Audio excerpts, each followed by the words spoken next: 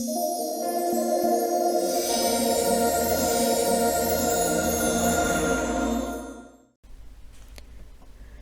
see a lot of talk on YouTube, and before continue, if I'm quiet, I'm sorry. My spouse is trying to sleep, and I myself haven't been in the best of health, so I don't feel like my usual self when I recorded this, which was on July 14th, 2024.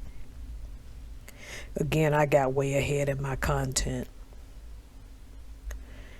I see a lot of people jumping on the why the 9 to 5 life is a bad ideal, and this ideal called wage slavery, right?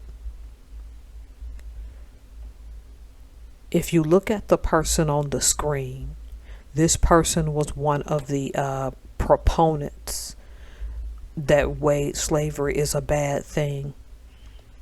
Wage slavery, before I get into my rant, is a very real thing, where companies keep wages low and make profits high in order to benefit from people.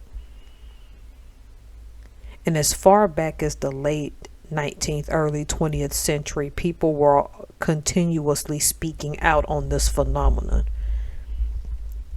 So a lot of the ways in which we're treated now, without a doubt, stems from the Industrial Revolution. This is why I encourage people, and I may go back and read it myself, to read Charles Dickens' Hard Times. Because a lot of what was in that book centers on a lot of what's happening going on today. Emma Goldman is a very controversial character, depending on your beliefs. By my opinion, she is, but some of you may not feel that way. So I'll allow you all to go look her up and decide how you feel. I wanted to start this by saying, before I get into my rant, that I am in no way dismissing wage slavery. The 9 to 5 pipeline isn't for everyone. Getting up and working for someone, being told what to do, isn't for everyone. Malicious gossip and being around childish people who cannot act their age isn't for everyone. And that's not even the worst part. The worst part of wage slavery is that it does not allow you to tap into your self-actualization, your talents and skills, which would better serve a purpose of you getting a profit. So we know this, right? There are YouTubers I listen to that say that wage slavery is a bad thing. So I'm going to tell you right now, I'm a proponent of being a business person in the future, though I work a 9 to 5. And here's the start of my rant, where this jumps the shark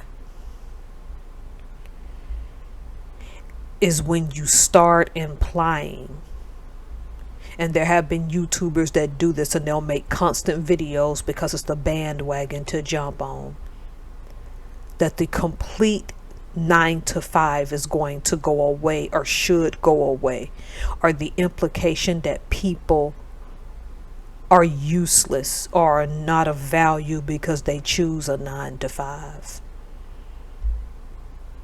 You stand to lose money when you start businesses and your heart isn't in it, because starting a business is not cheap. See, that 9 to 5 is a guaranteed paycheck, and for some people that's a good thing. What if they have a disabled family member they have to take care of? What if it's of the most importance that they're on that company's medical and dental and vision plan? Life is gonna life. The lack of ambition to start a business was my biggest reason of backing 9 to 5.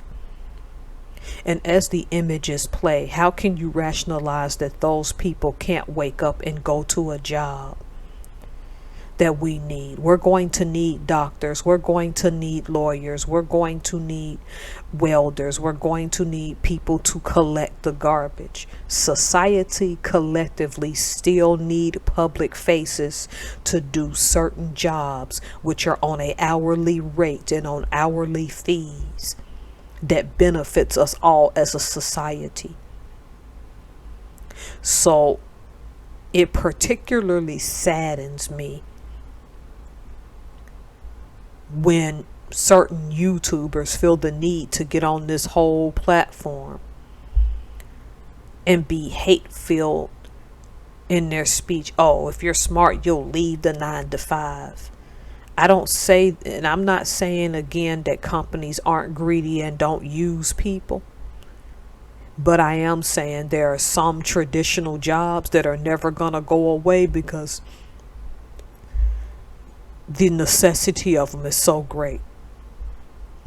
If our roads need to be paved because of sinkholes and potholes, you realistically think it's smart to let that person with all that expertise walk away unless they're going to have the money to start a firm which can also do infrastructure? You think it's realistic that we don't need plumbers for clogs and for major stuff when we're not very familiar with pipes? Oh, you can do that on your own, but is it always efficient? You realistically think you can put Novocaine in your own mouth and pull your own teeth? Some of y'all out here are getting too self-righteous about your attack on the 9 to 5 when realistically that is not going to go away. I'll be the first one to tell you that the Industrial Revolution didn't start off at its best. It put too many people in factories, too many people worked long hours. We'll even say now modern day sweatshops are harmful. But this ideal that a person lacks value because they want to get up and go do a hard day's work, and somehow that they can't find a sense of accomplishment in that work because you want to get on YouTube and say that they're wasting their time. You don't know those people like that. All right, y'all go study Emma Goldman if you want to understand wage slavery, because the thing she says is right. I don't agree with a lot of how she lived when she was on this earth, but I don't have to agree. But knock off this self-righteous trope of going after people who want to work a hard working job that you yourself don't want to do. Thanks for listening. Y'all take care.